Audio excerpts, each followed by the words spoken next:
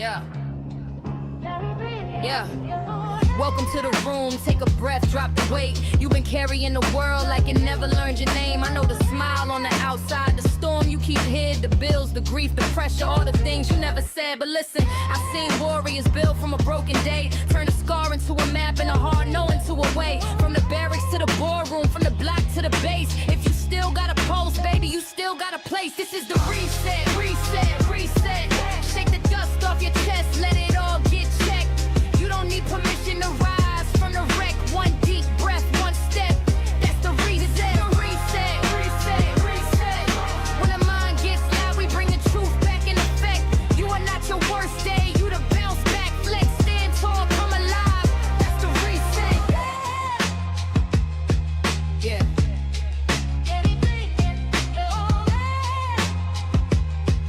Yeah. Talk to the sleepless, the tired, the I'm fine crowd. The nurses, the truckers, the moms, the soldiers holding ground. The vets with the silence, the kids trying to be men. The women with 100 jobs and nobody checking in. You can heal in the dark, you can start where you stand. A journal, a prayer, a call, a clean slate in your hands. Don't let shame run the tape, don't let fear get the wheel. You were built for the rebuild, you were made to get real. So breathe in, breathe out, let the old story fall. You can break, you can bend, but you still answer the call. From the hurt to the hope, from the loss to the light. We don't quit in the morning, we reset and we fight. This is the reset, reset, reset. Shake the dust off your chest, let it all get checked. You don't need permission to rise from the wreck. One deep breath, one step. This the reset, the reset, reset, reset. When the mind gets loud, we bring the truth back in effect. You are not your worst day, you the bounce back, flex, stand tall, come alive. That's the reset. For the ones still standing, for the ones still growing, for the hearts that got heavy but kept on going. Dr.J on the mic and the message is set. Heal loud, rise proud. That's the reset. That's the reset. That's the reset. That's the reset.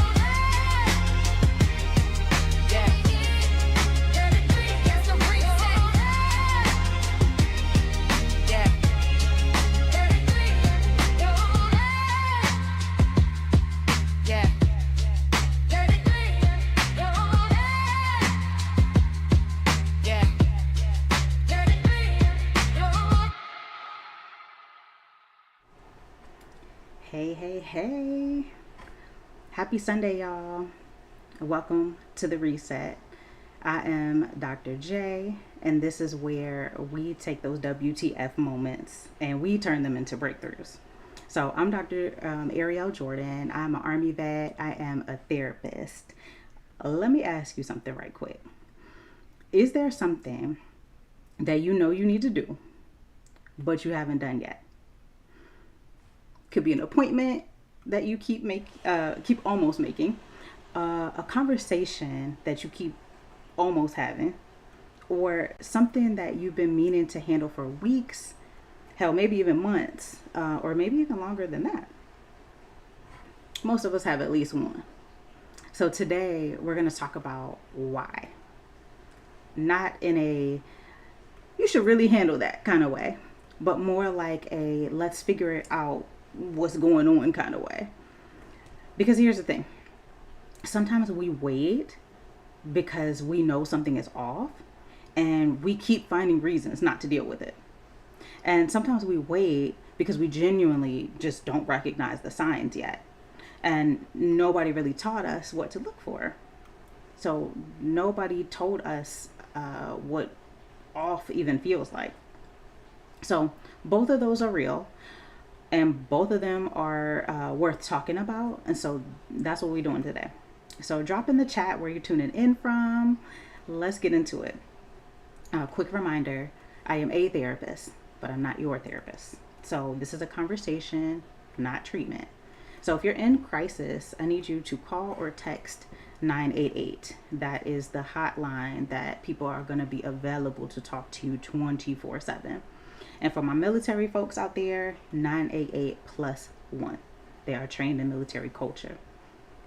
And also, so cool, you can text it. So like if you're like, I don't really feel like talking to somebody, but I'll text somebody. Do it. Do it. Text 988. So that's your support that is there for you, if you need it. Jakia, you're first up in here. I see you. It's good to be first sometimes, okay? All right. So, okay, where am I going to start? I got my little notes here. Y'all know I come with notes. Okay. So here's where I want to start. We talk a lot about people knowing that they need help and not getting it, right? Like, I can't tell you how many times I hear that. And that's real, and it happens all the time. But there is this whole other group of people who don't even know it yet. And it's not because like anything is like wrong with them, but because nobody taught them like what to pay attention to. And because they've been running a certain way for so long, it's just normal now. Because the signs that the signs that they are getting are not dramatic ones. They're quiet ones. So quiet is very easy to miss. So before we get into like why we wait, I want to make sure we know what we're even waiting on, because I think that's important. So I'm gonna bring a little science into this. Your nervous system is constantly sending signals, like all day long, always. It's always sending signals. It's designed to communicate. That's what it does. And when something needs attention, it finds ways to let you know.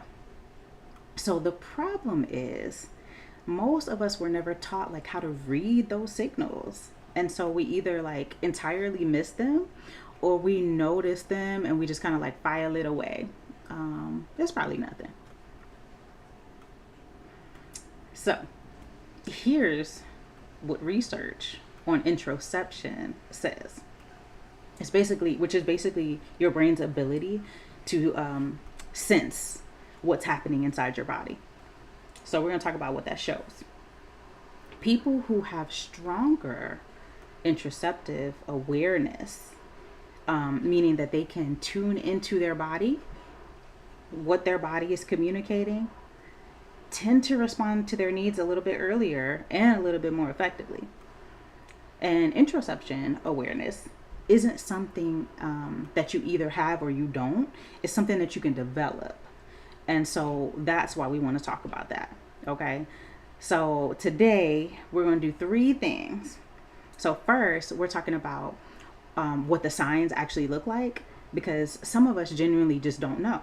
And there's nothing wrong with that. We are not here to blame or shame anybody. Okay. Then we're going to get into why we wait, even when we do know. And then we're going to talk about where that comes from, and then what we can do about it. So I'm an action girly. I like people to have tools. I like people to be like, let's go, let's do something. Okay. So that's what we're going to get into. So y'all stick around with me. Hey, Mark. Yeah, so important. I'm hoping to bring some important topics so that we can live our best life. That's all I'm here for, okay? So, first thing, let's talk about awareness, because I think this is the piece that gets skipped the most. A lot of people assume that if something was seriously wrong, then they would know. They'd feel it. It would be obvious. But that's not always how it looks. That's not always how it works. Sometimes we have these signs that are very subtle, and sometimes they've been there so long that they just feel like, oh, it's just part of my personality. That's just who I am. That's just how I function. Sound familiar? So let me walk through some of the signs that are really easy to miss. Irritability that doesn't match the situation. So you snap over something small, traffic, a slow computer, someone asking a simple question at the wrong time. Come on, why are we snapping over that, right? Have you ever been that? I think I said this the other day. It's like only when you're like in a rush or something that the door handle will catch your belt buckle or something. And it's like you gotta stop to kind of like laugh a little bit, because why am I so angry that the door handle caught my belt buckle? Oh, it's because I didn't leave early enough. It's actually my fault. So just an example. Hey Dante, he said preach. That's what I'm talking about. But if it's happening consistently, right? We chalk it up to like being tired or having a bad day. But if it's happening consistently, that irritability is often your nervous system telling you something. And so when you look at like the research on stress and emotional regulation, it shows that when our system is overloaded, our threshold for frustration drops significantly. So small things begin to feel like giant things because the big thing is underneath what we haven't addressed. So I always think about this example of like a bucket that's full of water, and then you drop one other drop of water, it's going to spill over. That's that irritation that doesn't match the situation. So another is feeling disconnected. It's going through the motions, doing all the things, showing up everywhere that you're supposed to be. But also feeling like you're watching your own life from a distance. This one is particularly common in high functioning people, because you can be completely checked out emotionally and still appear to be totally fine on the outside. Relatable. And because you're still functional, nobody flags it. You don't even flag it. It just becomes baseline. Sleep changes, can't fall asleep, can't stay awake, sleeping too much, waking up exhausted even after a full night's sleep. Sleep is one of the earliest and most consistent indicators that something in our system needs some attention. So when we look at the research for sleep and like the stress response, it shows that they are deeply connected. So when you think about your sleep and how you're sleeping and the quality of your sleep, it might be trying to tell you something. Especially for my service folks, for my first responders, people that deal with like trauma or stress on a daily basis, our caregivers, our therapists out here. Yeah. When our nervous system is dysregulated, sleep is one of the first things that's affected. So that's another. Somebody said that's all me right there, or that's me right, all right. So you can relate.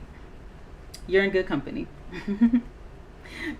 So yeah, headaches, physical stuff that keeps showing up. Headaches. That's where I was going with that. Headaches, stomach issues, tension that you carry in your shoulders or like in your jaw. Touch your jaw. Is your jaw relaxed right now while you're listening? Things that feel physical, but they don't have a clear physical cause. Your body keeps the score. It's not just a book title. That's actually how the body works. Unaddressed stress and unprocessed experiences, they live in the body, not just the mind. Our mind and our body are connected. So we have to keep that in mind, at all times when we're going through stuff or even good stuff. Like our mind and our body are connected.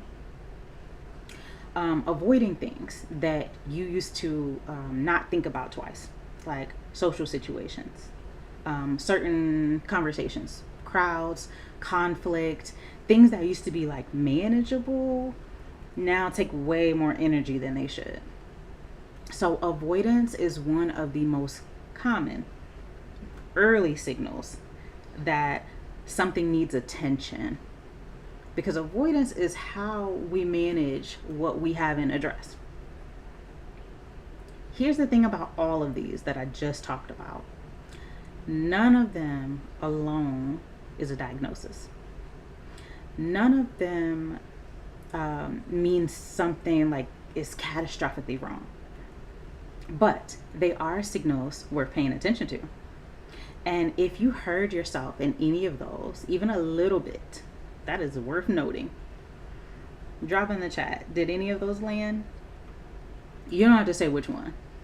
We don't need to get personal, but just drop a yes if something resonated. Now let's talk about what happens when we do notice something and then we still wait, because I know I have been, so guilty of that. Yeah, restless legs and anxiety, and having to be like a completely exhausted before you sleep. Man, that is a heavy weight to carry, and being so tired because of like having to wait for exhaustion before you sleep. My goodness. I feel for you, and maybe something that I say today might help. But yeah, that's the whole point. Just 10% better. Okay, I see a lot of yeses coming up in the chat. Okay, so y'all can relate. I'm not alone. All right, so let's talk about what happens when we do notice and we still wait.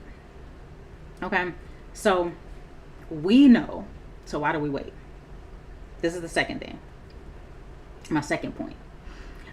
So let's say we do notice something and we feel the signal and we know something is off. Why do we wait? Like, it's so crazy. We might, in hindsight, be like, why did I wait? But that's a real question. Why do we still wait? And I want to walk through some of the most common reasons because I think that naming them out loud takes some of their power away. Because a lot of times when I talk about it with somebody and then we talk about it out loud, we usually like start laughing because we're like, wait, why do we do that? So let's name some of them out loud.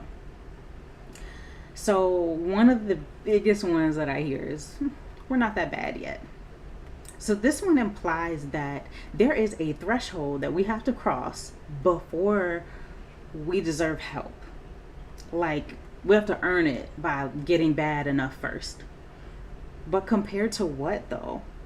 Because the reference point is usually someone else's worst day or some imaginary version of rock bottom. And as long as we're not there, we tell ourselves we're okay. But okay is doing a lot of work in that sentence. Okay doesn't mean good.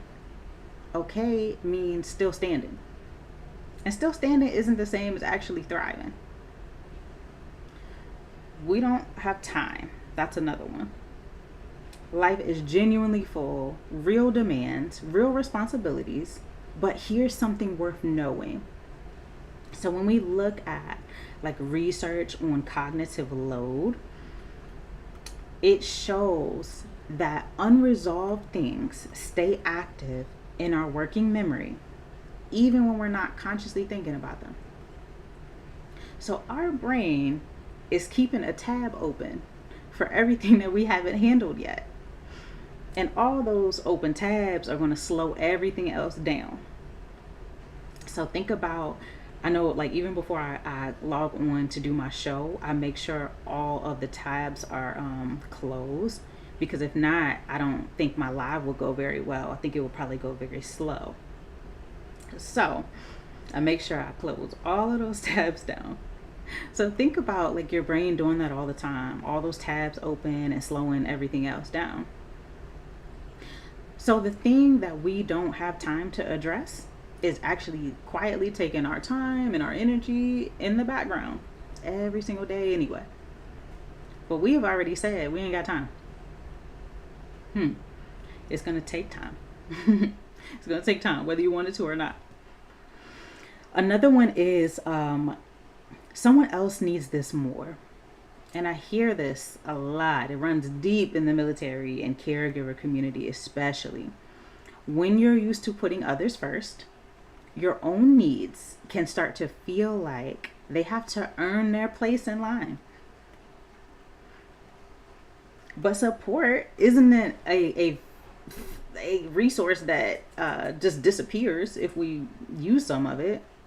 Like, I only have this much support to use. It's not true. Support is not gonna disappear if we use some of it. And honestly, our well-being and our ability to show up for others aren't separating things. Like, they are connected. Another one, we should be able to handle ourselves. How many of us should all over ourselves, right? We should be able to handle ourselves. This one, I think, goes a little deep. We're going to spend some time on it in a couple minutes. But for now, just notice it. The belief that help means that something is wrong with us is like the most common thing that keeps people waiting longer than they need to. Let's sit with that for a second. The belief that needing help means something's wrong with us. Yeah. So then it keeps us waiting. Yeah. Which one of these is your go-to? Drop in the chat. Not that bad yet. No time. Someone else needs it more. Should be able to handle it myself. Or maybe it's something entirely different, but name it for yourself. Don't give it any power. Don't let your brain bully you. So that's the second thing. Now, let's get into this third thing. Where did it come from? Such a good question. The third thing, where did the handle it yourself message actually come from? Who told you that? Everything made you weak. Say more about that, Allison. Yeah, so let's talk about where this message came from. Because it didn't just arrive. It came from somewhere specific. It could be culture. It could be a household. It could be a series of experiences that stacked up into a belief that we never really examined. We just started believing it. And I think when we can see something, we can see where something came from, it starts to lose its grip. Yeah. So I see a lot of relations to physical things happening in the body.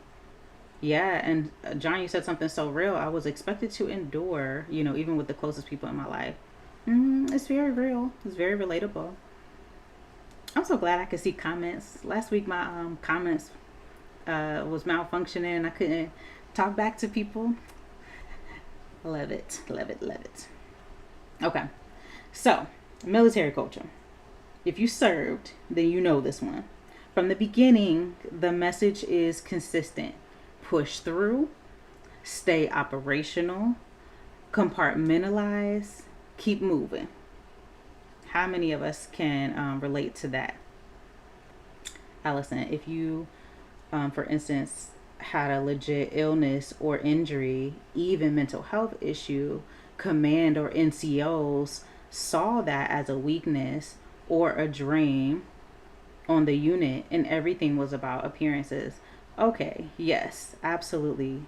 Allison just said a lot right there. It's so true, in the military culture, that's kind of like what we learn. And also, I don't know about y'all, but I was in the Army, so I don't want to be a sick call ranger. That's what they call them, sick call rangers. When you go to sick call, you become a sick call ranger if you go too many times. So I had it in my head, I'm not going to be that. So there's several times when I probably could have went to get some help, but I didn't. Even when I'm sick and stuff like that. No. I can't be down. I can't be that sick call ranger. They're not about to call me that. Okay.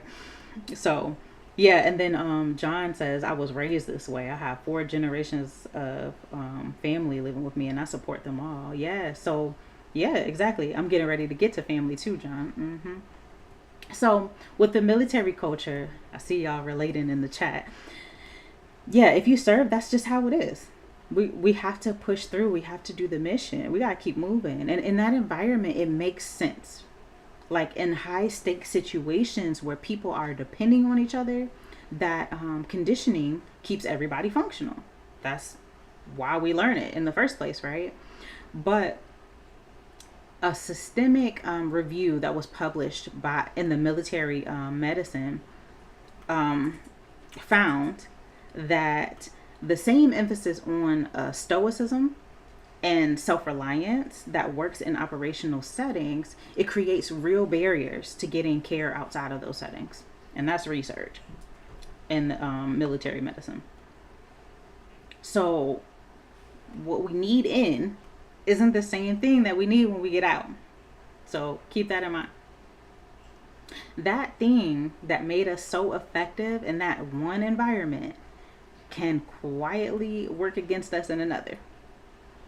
Isn't that crazy? We might have been the best at our job, because we were able to be stoic and we're able to rely on ourselves and get our team through and all the things. But then when we get out, it's like, wait a minute. This is what I know. And not what you mean it's working against me. It's a real thing. Yeah. And a lot of people can relate to that, John, leaving home, hoping for a better sense of self-worth, and then, not getting the experience that we really hoped for. So, I'm sorry that you went through that too. So nobody really briefs you on that transition part, when we get out. Oh yeah, Allison said all of a sudden there's no team, it's just me. I said that somewhere a couple weeks ago. I was like, when we're in the service, we have a battle buddy.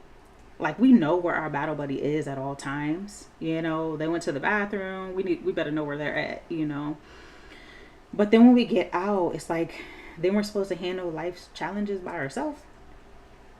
Not really, right? I think we just maybe have to find our people. But yeah. Served 22 years, 4th generation military. What am I? So my dad was Vietnam. My granddad was World War II. And I think that's the extent of the knowledge that I have, but I'm sure there's more military history too. But yeah, that's cool that your daughter will be 5th generation. Awesome. Okay, so let's get into family. A lot of us grew up into homes where asking for help wasn't really available. Many things were tight. Maybe there wasn't space. Maybe we learned early that we had to be low maintenance, and kind of figure things out. Maybe we even got praised for being low maintenance. This child is a good child. They don't need anything. Do they really not need anything? Does the child really not need anything? And so that was like smart adaptation for our situation. But we're not in that anymore. And that adaptation is still running like we are. So we have to take all of these pieces in mind and see like what adjustments we can make. So, and then let's get into the identity piece as well. That was my third point here, the identity piece. Some of us have spent so long being the person that others lean on, that needing support ourselves feels like something shifts that shouldn't. And it's not true. So we need other people too. Even if we are the person that other people lean on, it's like, who do we lean on? So that's the identity piece. Like, we adapt this identity. And research on self-concept and behaviors shows that we tend to make choices consistent with how we see ourselves. So if our identity is built around being the strong one, being the reliable one, the one who can handle things, our brain generates reasons to avoid anything that contradicts that picture. Not because we're being stubborn. It's because our brain is literally trying to maintain a coherent sense of who we are. Yeah. Also, you couldn't rely on family to help you out. Yeah, it's like that sometimes, if we're keeping it real. So the question we're sitting with is whether that identity actually serves us or it's quietly running us. Because those are two different things. Where did the message come from? Was it military? Was it family? Was it just experiences that stacked up over time? Could be any of those. That's the third thing. So now let's talk about the cost and what to do, because I want to bring this home. So here's what I want you to know about what happens while we're in this holding pattern. Sean said, what I missed.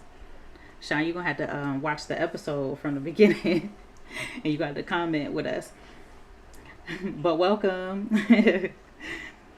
All right, so let's bring this home. Here's what I want you to know about what happens while we're in that holding pattern. Waiting is not neutral. So think about that. Waiting isn't neutral. When something needs to be addressed and it hasn't been, our nervous system knows. We ain't fooling nobody. The nervous system, we can't fool it. So even when our conscious mind has filed it under, it's probably fine, our body is still responding to whatever's unresolved. So think about that. Going back to my research here, National Institutes of Health on chronic stress, that research is clear as well. When the stress response stays activated over a long period of time, it affects your sleep, your immune function, your memory, your decision making, and your emotional regulation. So think about that for a minute. Yeah,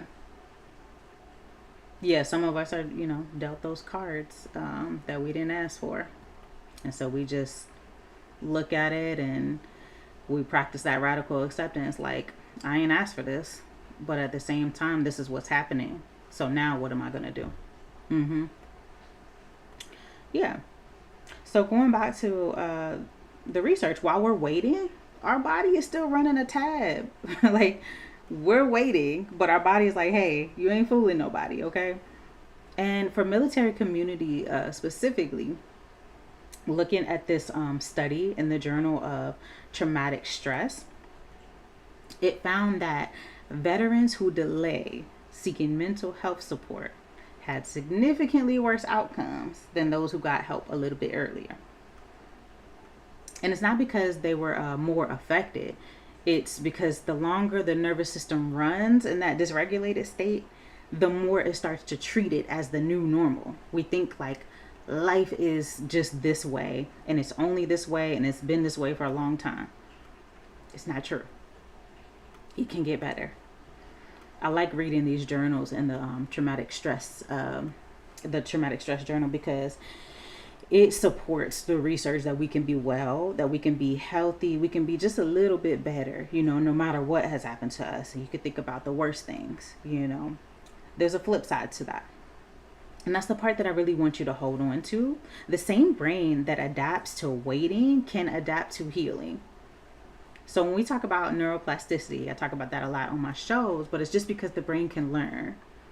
And so neuroplasticity research shows that therapeutic support, whether that's therapy, whether that's medical care, whether it's community, honest conversation, it can genuinely change how our brain and our body function over time. So if you ever, like, I know at our Veteran Services Center in Frederick, Maryland, there's a breakfast. I think it's every Monday or maybe Friday. I can't remember which day. I'm a little bit off, but that's community right there. Just going to have breakfast with your fellow, veterans and military families. That's cool. Like, that can literally change how our brain and our bodies function over time. Something that simple. For somebody who's went through like a little bit more, they might want therapeutic support, or somebody that like needs medical care needs to get medical care. Having that honest conversation, having this honest conversation right now, can change how your brain and body function over time. We are not locked into where we are right now, but we do have to take the first step. Like, nobody's going to do that for us. We do have to take that first step. So here's the reframe that I want to leave you with. Getting help is not the opposite of strength. Even if you were taught that way, it's not. The truth is, it's not. So, does this take on stress contribute to a sense of believing that there is potentially more wrong than there really is? Additionally, the willingness to seek proper medical care. Sorry, I have to read that again. Does this take on stress contribute to a sense of believing that there are potentially more? I mean, it could. I'm not going to say that it doesn't. But yeah, it does. All of it weighs on you. So if we're thinking like, even if we're thinking that there's more wrong than there actually is, we still want to get it, like, we still want to ask questions. We still want to check it out. We still want to proceed with curiosity. And I mean, as far as like the willingness to seek proper medical care, that's something to work on. I would rather go like look at something and then be told there's nothing wrong than to not look at it, if that makes sense. So, okay, I see y'all relating to each other. I like that. See, have community in the chat. Yes, that's what I'm talking about. Okay. And I think when we have these conversations, they're not like the easiest conversations to have, but at the same time, you can kind of see like, okay, there are other people who have similar battles that they have to fight too. So my point is just that, what strong people actually do is get the help or work on themselves or listen to a radio show or something like that that's going to help them, even if it's just a tiny bit. That's what strong people do. It's actually not weak. Elite military units don't go into the field without support systems or without backup or without resources in place. Like, nobody calls that weakness. The support is part of what makes the mission possible. Our lives work that same way. So getting the help that we need isn't evidence that we couldn't handle it alone. I don't know who told us that, why we feel. Actually, you know what? I don't know. We could trace back to probably who told us that. But it's the evidence that we understand what it actually takes to keep going at a level we want to go. So, one thing for you to think about this week, name that thing that you've been waiting on. Just one. Just one. You don't have to name everything. That might be overwhelming, but just one thing that you've kind of been putting off. Ask yourself honestly, what would it actually take to just take one step towards it this week? And it doesn't have to be the whole thing, just one step. Make the call, send the email, tell one person, look one thing up, like just one thing that's going to get you a little bit further, because the gap between waiting and getting help is usually smaller than the story that we tell ourselves about why we can't. I was talking to someone, I think it was like last week, but we were talking about like needing medical care, and it's like you kind of think about it and you wait to make sure it's that bad that you need the medical care, and then you wait and then it's worse, but now you're sure that you need that medical care. Like, why do we do this? Let's stop doing that. I've done it myself, so don't think I'm just talking to the audience. I'm talking to myself too. So today we talked about two different kinds of waiting. The kind where we don't even know yet, where the signs are quiet, no one taught us how to read them, and the kind where we know something is off, and we keep finding reasons to stay in that holding pattern. Both are real, and neither one is a character flaw, but both have a cost, and that cost is worth knowing about. So if something landed for you today, even just a tiny bit, pay attention to that. Your nervous system has been trying to tell you something, and it might be time to listen. All right, I'm gonna wrap this up. Everything I do is at bio.ariellejordan.com.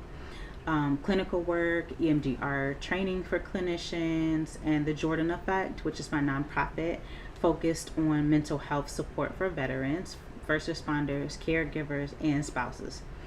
Take care of yourself this week. Thank y'all for joining me in the chat and sharing a little bit about yourself. And for the longer comment, I can't quite see it, so I'll respond offline if it requires a response. And if there's something that you've been sitting on, maybe this is the week that you stop. So resilience isn't optional. It is the mission, y'all. I'm Dr. J, and you got this. This is the Reset with Dr. J, where we take those W.T.F moments and we turn them into breakthroughs. I am here every Sunday at 12. If I'm not actually here live, I am pre-recorded, and y'all can leave comments, and I promise I will answer them. Unless you're trolling me, then I'm not going to answer you. I'm going to block you. Okay. Y'all have a good day, y'all.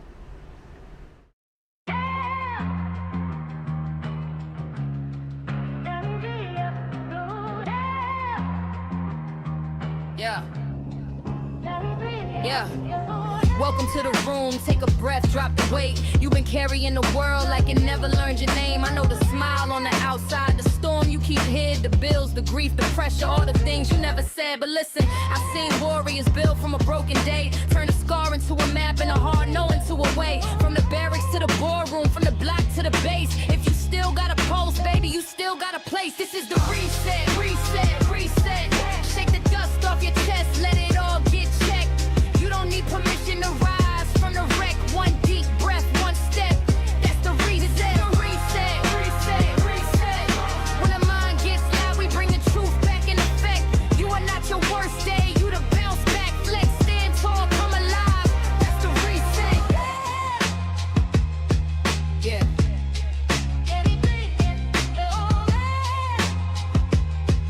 Yeah. Talk to the sleepless, the tired, the I'm fine crowd. The nurses, the truckers, the moms, the soldiers holding ground. The vets with the silence, the kids trying to be men. The women with 100 jobs and nobody checking in. You can heal in the dark, you can start where you stand. A journal, a prayer, a call, a clean slate in your hands. Don't let shame run the tape, don't let fear get the wheel. You were built for the rebuild, you were made to get real. So breathe in, breathe out, let the old story fall. You can break, you can bend, but you still answer the call. From the hurt to the hope, from the loss to the light. We don't quit in the morning, we reset and we fight. This is the reset, reset, reset. Shake the dust off your chest, let it all get checked. You don't need permission to rise from the wreck. One deep breath, one step. This the reset, reset, reset, reset. When the mind gets loud, we bring the truth back in effect. You are not your worst day, you the bounce back, flex, stand tall, come alive. That's the reset. For the ones still standing, for the ones still growing, for the hearts that got heavy but kept on going. Dr.J on the mic and the message is set. Heal loud, rise proud. That's the reset.